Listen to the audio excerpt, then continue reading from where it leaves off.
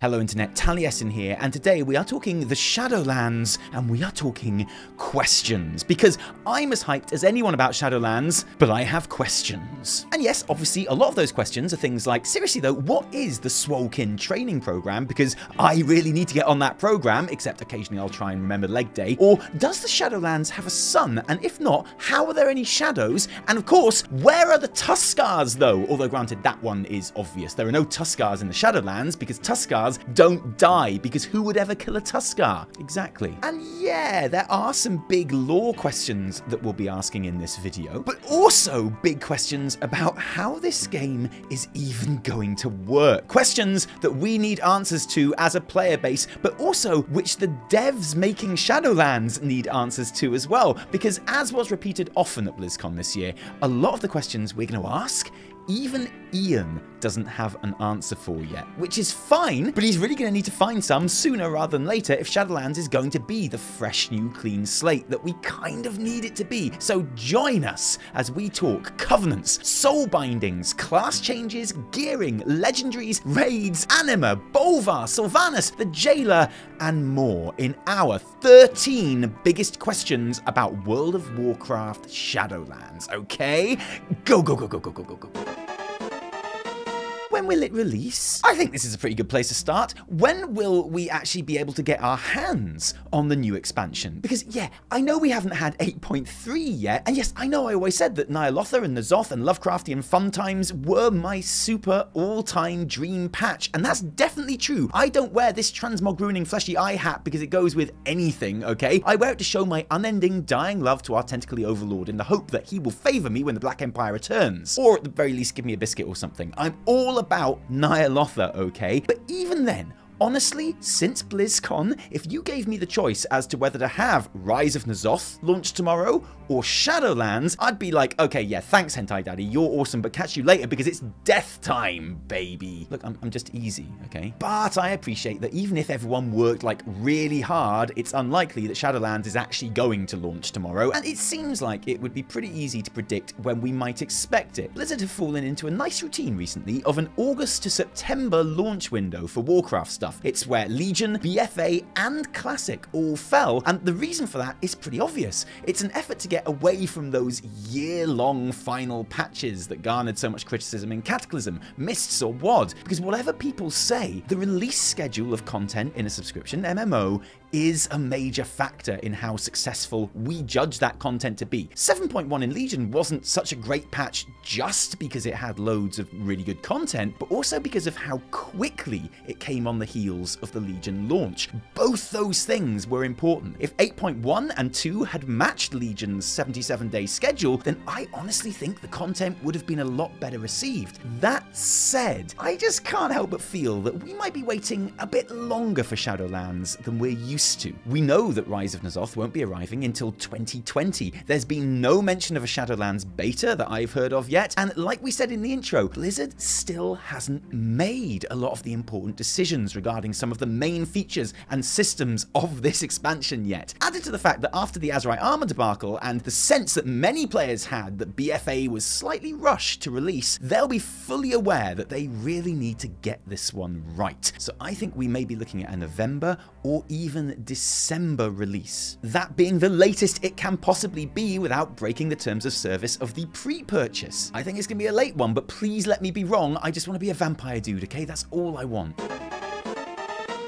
I get to play the Covenant I want. Out of all of those unfinished features that we've heard about in Shadowlands, this one has been billed as the most central to the entire expansion. According to the What's Next panel, Covenants are the big selling point, the tentpole that's going to draw us in and keep us playing more than any other. And on paper at least, they do certainly look an ambitiously grand and exciting idea, choosing from one of 4 factions at max level, which go on to form the framework for a large part of your endgame progression. progression and experience. Basically, taking the role of Order Hall, War Campaign, or Suramar Campaign if Ian is to be believed, and oh man, please let Ian be right about how involved this is going to be. Artifact or Heart of Azeroth progression through the Soulbind system, more on that later, unique transmogs and awesome stuff, and the 2 abilities that each will allow you to use. And it's a great idea. I love the RPG element of joining the Venthyr, deciding which team I'm going to join, and then experiencing a unique Venthyr a unique Covenant storyline, and hanging out in my awesome Vampire Order Hall, rocking a tombstone backpiece, and sorry, I mean whatever story the Covenant that I eventually choose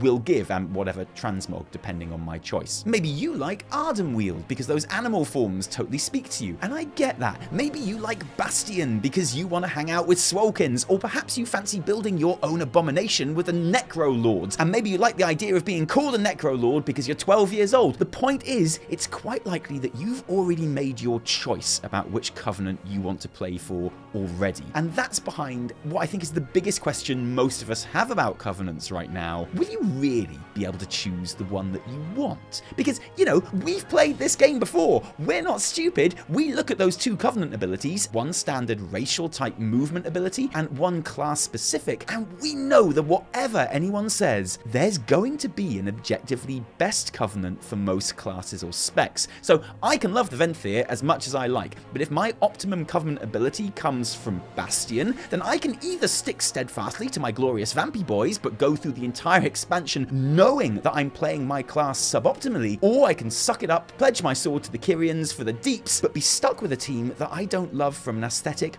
or RPG perspective, and that kind of defies the whole point, doesn't it? Balancing these abilities properly is going to be one of the biggest challenges that Blizzard face in Shadowlands, because it really would be a shame if players weren't able to actually choose the Venthyr. I mean, whatever Covenant they want. How does Covenant progression work? So Covenants don't just decide your aesthetic and story experience in the Shadowlands, they also essentially take the place of your Heart of Azeroth or artifact weapon through the Soulbind system. Each Covenant has a choice of different characters that you can Soulbind with, who will each give you access to, essentially, a new talent tree, which you progress by collecting Anima to unlock new abilities that you can swap in just as easily as talents, or rather, you unlock the empty slots which you can then fill with conduits, which are like artifact relics, but better because they're like proper talents, and when you swap them out, you destroy them, so you need a lot of them, and actually, I'll be honest, that already doesn't sound as simple as swapping out talents, and it's still kind of unclear how you acquire ones that you've unlocked, or how you gain access to the ones that you don't have, and yeah, you can kind of see why people might have some questions about this whole system, right? Ian has described it as a horizontal progression system, the idea being like, if all of the talents on a row are equal in power, but better for different situations and playstyles, then unlocking a new one doesn't make you more objectively powerful per se, it just gives you more options. And that's cool, but then how do we get those new conduit abilities? Will they be boss drops like the artifact relics in Legion, or will they be more like BFA essences, which will see players having to complete gameplay tasks as different as hitting Exalted with reps, completing raids or Mythic Plus, or doing ranked PvP? We don't have the answers to those things yet because, frankly, I'm pretty sure Blizzard don't either, but it's the kind of big design decision that's going to have a major impact on the day-to-day enjoyment of players, so when the answer comes, it needs to be a good one. Gargoyle. Have you seen the Gargoyle, though? The Gargoyle. We've hardly seen anything from Shadowlands dungeons or raids yet, which in itself is quite unusual. Usually features trailers and deep dives have clips from a handful at least. Another reason that Shadowlands so far feels further behind in development than most new expansions by the time we hear about them. We know there's going to be 8 dungeons at launch, half of them max level, and that one, the other side, will feature Bwonsamdi very prominently, which is great news, obviously, because Bwonsamdi is awesome. We know too that the first raid of the expansion is set in Revendreth and is called Castle Nathria, and is basically a big haunted Dracula's castle type thing, which again sounds so up my street that it might as well be sitting on the end of my bed watching me sleep, even if, again, I'm kind of gonna have to take your word for it because there isn't much to actually see right now. Just a rough floor plan, some concept art, and that stunning Bayard Wu art that graced the cover of last month's issue of Game Informer. Don't worry, because we're gonna come back to Bolvar and how awesome he looks here in just a moment. What I want to draw your your attention to is the huge gargoyle on the top of the castle in these images. Because when I see that gargoyle, there's only one question I have. Is that a giant statue? Or is that a giant boss? Yeah, fine. It's probably just a statue, and that's fair enough. It still looks pretty baller, but we can see from the floor plan that Boss 10, the final encounter of the raid, happens in the very middle of the top of the tower, which, and they've even included a handy image here to remind you, just in case you forgot, is where the giant gargoyle is. So basically, yes, please let the giant gargoyle be the boss. Please make it be a living thing that looms over the whole zone, all giant and slowly moving like a God of War monster. It would be so cool. Yes, please, giant gargoyle monster boss, please, thank you. How much Anima will I need to farm, though? A big complaint about both Legion and BFA was the endless AP farm, a system whose infinite grind wasn't, don't forget, a mistake, but 100% intended. The idea being that every task in the game, no matter how big or small, could reward you with a currency that would progress you in some way. A lovely idea that actually resulted in serious players grinding the shit out of the one most efficient source of AP constantly and forever. Shadowlands, though, promises to change all that with the revolutionary new system, AP. Yes, Anima is the new power that will be rewarded from all number of in-game activities, so that any task, big or small, will give players progression of some sort, and AP is completely different from AP or AP because, well, we've been promised that the infinite grind is over. Hooray! But how? I don't know, that's literally the question, and why it is question 5 in our questions about Shadowlands, okay? So here's the thing.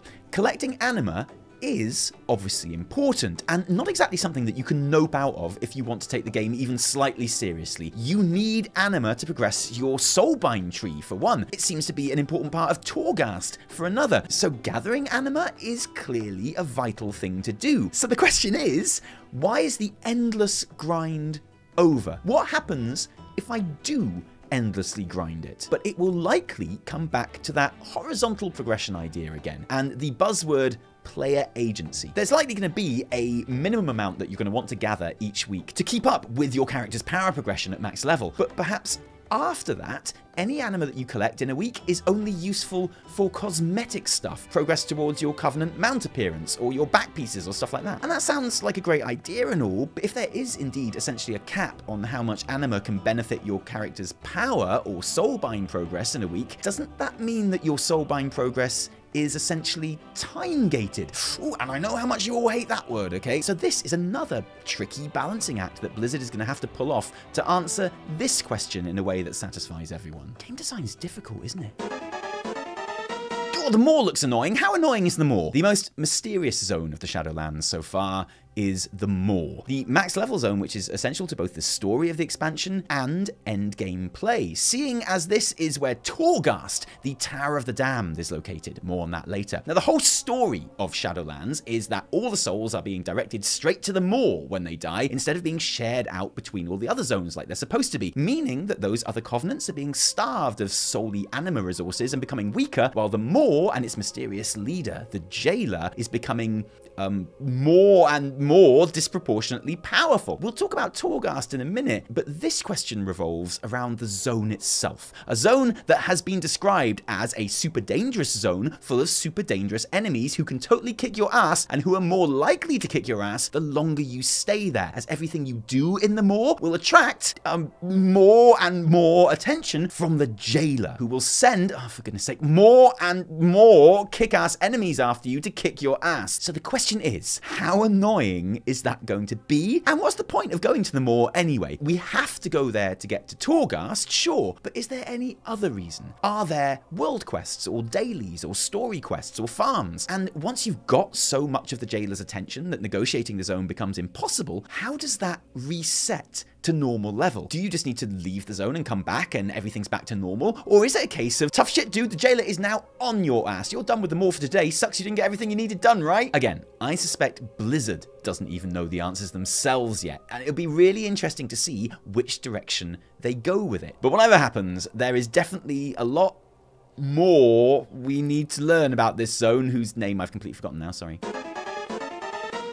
Torghast, what a fuck? Right, so I get Torghast is like a roguelike thing where it's always different and you can't win and you're just getting as far as possible for the lols and things you get can make subsequent runs easier. That all sounds good and dandy, nice one, can't wait. But there are some very important questions here which are going to help define the experience and its place in the endgame. Like, what are the entry requirements? Can me and my buddies go in at will, or is there a weekly lockout, or will I need a currency to enter? And if so, how hard is that currency to get? And if the currency comes from grinding mobs in the Maw, how will the points brought up in question 6 just now affect how much of the currency I can get? Also, is there any other reason to do it aside from getting the runes that we need to craft legendaries? Which, okay, crafting legendaries sounds like a really great idea, but is there any other reason? I'm particularly worried by a comment from technical director Frank Kowalkowski, which said, we want it to be something that you may want to at least try to progress through once a week. Because you know what I don't do when I play roguelike games? I don't play one attempt every week, okay? Roguelikes are fun because they encourage you to constantly try again, instantly after dying. They are best played in big chunks of countless playthroughs, dying, getting back up and trying again, like the Mage Tower kind of was.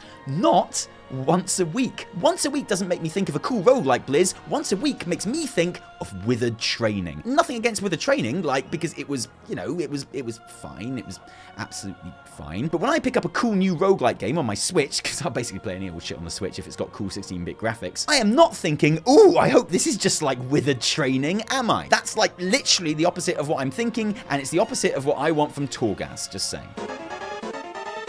What are World Quests 2.0? 2.0? World Quests are making a return in Shadowlands, but this time they are World Quests 2.0, which means that they will definitely be better than World Quests 1.0 because 2 is a higher number than 1, and that's just science. Can't argue with science. And with how World Quests have become so strongly associated with the hated Heart of Azeroth grind in BFA, it's easy to forget what a breath of fresh air they were in Legion, shaking up the daily system in a really entertaining way. So if World Quests 2.0 can bring back that sense of enjoyment, I'm totally in. I am in favour of them. The question is, though, of course, how different they will actually be. I've got a feeling that it's going to come down to a mixture of world quests and blue daily quests like we've seen in Nazjatar and Mechagon and BFA, which is an improvement, but what I'm really hoping for is something much more innovative with the actual gameplay involved that goes beyond mere mini-games, although there is a place for mini-games for sure. And what I really, really want to see is some kind of player agency as to what rewards you are doing these world quests for. Like, instead of just giving me Anima, can a World Quest 2.0 award me Anima or Mats, or something else, depending on how I choose to complete it? Like, if there are baddies keeping goodies in cages, can I kill all the baddies for Anima, or release all the goodies for resources, or steal the baddies' weapons for gold? Giving players more choices in the rewards that they are working towards is supposed to be a big goal for Shadowlands as a whole, so I hope that's going to be a focus of World Quests 2.0.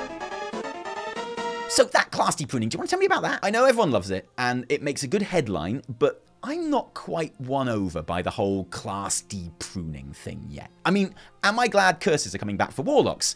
Yeah, sure. Is it nice that paladins are getting their auras and shaman their totems? Yeah, sure. It's very nice. But is it exciting? I mean, yeah, a bit, I guess. But the fact is, class design lives or dies in any expansion based on A, how the classes feel to play, moment to moment, and B, how much depth there is for those that want to dig deeper and master their chosen class in a raid or dungeon environment. And frankly, that's not the kind of thing that we're going to be able to get a handle on until beta at the very earliest, and even then, probably not really until much later in development. At worst, all this talk of de-pruning could result in the return of a whole lot of peripheral spells, which are nice, but don't really change rotations specifically, which is going to mean that most classes have the same basic playstyle for a third expansion in a row. Which, okay, I'm a Discipline Priest, so that sounds good to me because Modern Disc is an exquisite spec, but for most other players, that has potential to feel very uninteresting indeed. At best, a new focus on class identity will feel like Legion did, and how new and exciting all those classes felt to play and learn,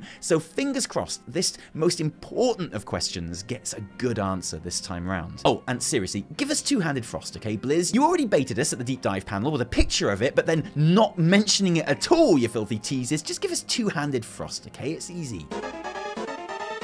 Bolvar's important, but how important will Bolvar be? We're heading more into lore and story with these next questions, and I have a theory about Bolvar, because Bolvar is going to be important in Shadowlands for sure. For a start, he narrates the features trailer like Jaina did in BFA, Khadgar did in Legion. He was the star of the launch cinematic, sort of. He got the cool magazine cover art. I cannot wait to see his spiffy new in-game model wearing that damnation armor, but hiding the chest, because honestly, what's the point of new transmog rules if you don't use them, right? Blizzard has said that he will feature in the story, and we will learn more about him as we go through the expansion, but how important really will he be? Well, here's my theory, my prediction. Bolvar is the Shadowlands Saurfang. As in, you remember how Saurfang's story in BFA was told throughout BFA in installments that amounted to, every major patch, some story quests, and a super amazing, mega beautiful cinematic?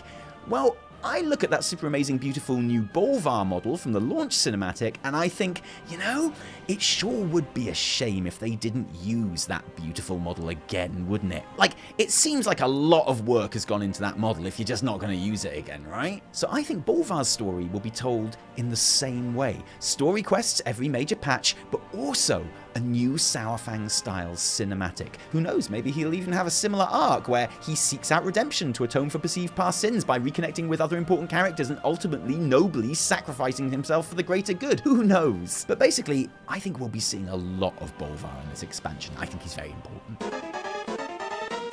Happens to the Scourge? Hey, remember that old saying, there must always be a Lich King? There's a reason for that. It's because without a Lich King, there's no one to control the legions of mindless Scourge that inhabit Azeroth from basically just going on a rampage and killing everyone, which is why it's a bit of a problem that currently, or in the very near future at least, there is no Lich King, which is why the promised pre-expansion event for Shadowlands is set to be a series of Scourge assaults, where the legions of mindless Scourge that inhabit Azeroth basically go on the rampage and try and kill everyone. Thanks, Sylvanas. But my question is this. By the time the expansion starts, we, the player characters, clearly consider the bigger risk to be in the Shadowlands, which is why we go there and have a lovely expansion there. What happens to the Scourge? Do they just carry on basically going on a rampage and killing everyone? Did we manage to successfully put them all down and basically defeat them before Shadowlands starts? Which would be a bit of an anticlimax, really. Do we eventually get overcome by the Scourge Assault and killed, and that's what sends us to the Shadowlands in the first place? Which means that, you know, we really should be reforging that Helm of Domination pronto, because someone is going to have to become the new Lich King and bring that shit back under control, you know? It would be weird to see the assaults tail off and become something we don't think about just because we have a shiny new expansion to play instead,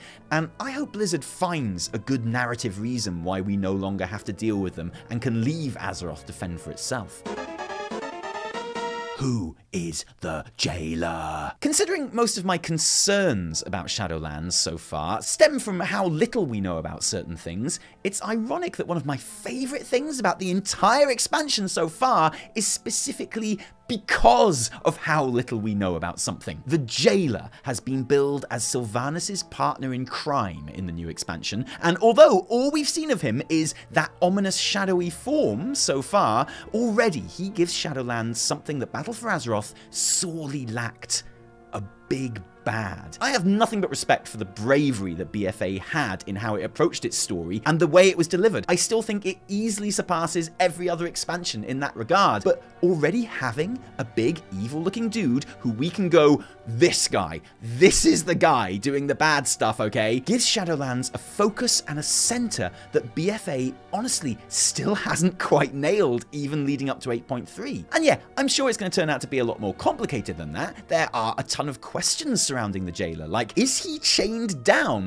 What does he want with all those souls? Who taught him how to steal all of those souls? Hell yeah. What does he want from Sylvanas? And who exactly holds the most power in that particular working relationship? And that's all going to come in time, but just the fact that we have someone specific that we can be asking these questions about from the very start is such a breath of fresh air from last expansion that it's made the Jailer one of the absolute highlights of the Shadowlands discussions so far, which I'm sure will continue right throughout the lifetime of the expansion. And lastly, on the subject of Sylvanas, the final boss? Is Sylvanas the final boss? It's the question we're all asking. After a whole expansion of increasingly extreme behavior, which we now understand was in aid of causing as much death as possible and sending as many souls to the maw as she could, it certainly seems on the face of it that Sylvanas is essentially a baddie now, right? I mean, look, she hangs out with the jailer in the bad evil zone. She's got a ton of evil looking power that makes her super powerful in an evil kind of way. She's got a bunch of new Valkyr who look really dark and really evil. She killed Saurfang, and basically if she were anyone else, we wouldn't even be having this conversation. The only question we'd be asking is which raid do we kill her in and what loot does she drop? But Sylvanas isn't just anyone. She is one of the most truly iconic and beloved characters in the entire franchise. The events taking place right now are arguably the culmination of the last 10 years of story regarding the Banshee Queen and her existence after Arthas was defeated, not by her. And I have no doubt at all that Shadowlands will see a resolution of sorts for Sylvanas Windrunner. The question is, though, what will that resolution be? Is she really just flat out hell-bent on the death of all things from now on? In which case, it's hard to see her ending up as anything other than another name on a boss list somewhere. Or is she still playing chess at such a high level now that she has to be up to 10D? She's playing 10D chess right now, totally playing the jailer to prove how she played Saurfang into playing all of us. Will she end up taking an official role in the Shadowlands at the end of all this? Lots of people imagine her finding peace as the new Arbiter or ruling one of the zones. We can only wait and see. But I cannot be alone in thinking that Shadowlands is very much the story of Sylvanas Windrunner. But what do you guys think? What questions and concerns do you have about the new expansion that need answering? Maybe you are aghast at how little attention I've paid to Tyrande, or Elune, or the Titans, or the Old Gods, or new customization options, or leveling, or anything else in this video. What do you want to know? Let us know in the comments below. And thanks for joining us today. If you like this video, don't thank us. Thank our patrons who give their actual real-life money to make all of our work possible. Guys, thank you. Without you, there would be a whole lot less Taliesin and Evitel. If you didn't like it, downvote the shit out of it. Remember, my name is Frank Kowalkowski. No, my name is Taliesin from me and Evitel. Until next time, cheerio.